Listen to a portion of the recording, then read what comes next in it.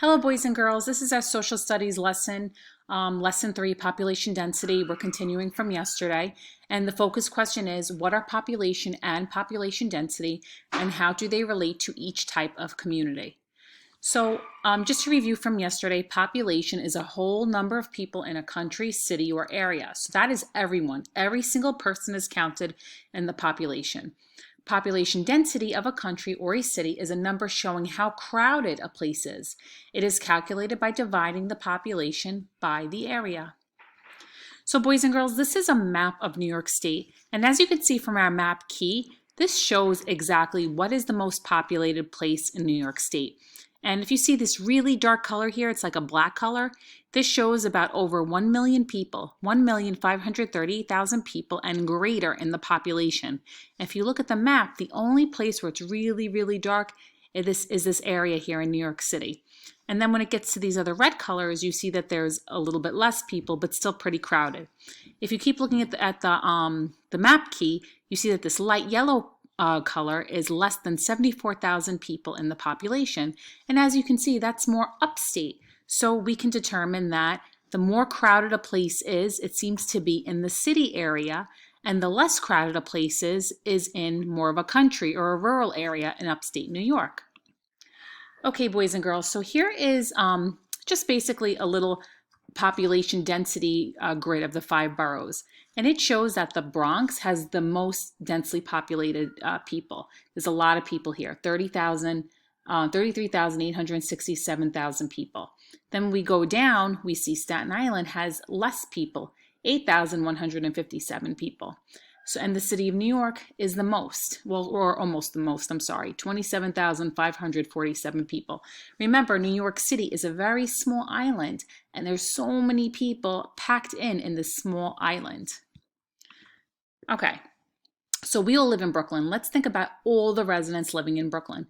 In 2020, we realized there were 2,648,403 residents in Brooklyn. Think about all those people in that small borough. There's just so many people, so it's very, very populated. And you could tell when you leave your house and you're walking down the street, there's always someone walking down the street. It's so different than a rural community. So think about it. In a rural community, there has to be a lot less people. Look at all of the green countryside. Look how the homes are more spread apart. There's all this land. I don't even see any people walking around. They're in their cars, okay? So as you can see, I'm going to read this part here. Rural areas consist of open countryside with population densities less than 500 people per square mile and places with fewer than 2,500 people. Now think about it. In a rural community, 2,500 people. Go back to Brooklyn. Oh my goodness, over 2 million. Do you see the difference, boys and girls?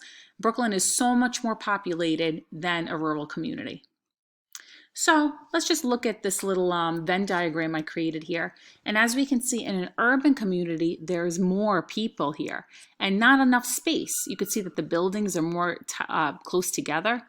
And then here we see in a rural community, there's more open space. We see less people. So you could tell, boys and girls, there is a huge, huge difference between urban communities and rural communities. In urban communities, there's more people. It's more, the population density is higher or greater.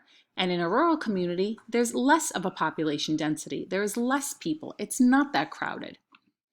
Okay, so for today's assignment, you're going to be filling out this sheet. The first thing you're going to do is write your name, and you're going to be thinking about the community you live in. So we all live in Brooklyn. What do you think Brooklyn is? Is Brooklyn an urban community? Is it a rural community? Or is it a suburban community? You're going to circle one. Then you're going to look at these pictures. What makes the most sense in your community? Do you have a lot of green open space? Do you have less space like a suburb? Or do you have not a lot of space like a city? So you're going to circle that. The next question is, explain in detail how the population is like in your community. Are there a lot of people? Do people live in houses or apartments? How is the population in a different community? Use the sentence starter to help you. So boys and girls here, you're going to write what community you're in. It says, in my blank community, there are blank people. People live in blank. So you just have to fill it out. And underneath it, I wrote the words that you could fill it in. So here it says, in my blank community. If you live in an urban community, you would write the word urban here. In my urban community, there are many people or not that many. So if you chose urban, it should be many people. If you chose rural or suburban, it would be not that many people. People live in houses or apartments, and you write that in. Now here you would do a second community. So the first one is your community. The second one is a different community. So you can compare it to maybe a rural community or a suburban community. Okay, boys and girls, super simple, right? You're just filling in the bottom and filling it into those sentences. Okay, boys and girls, good luck.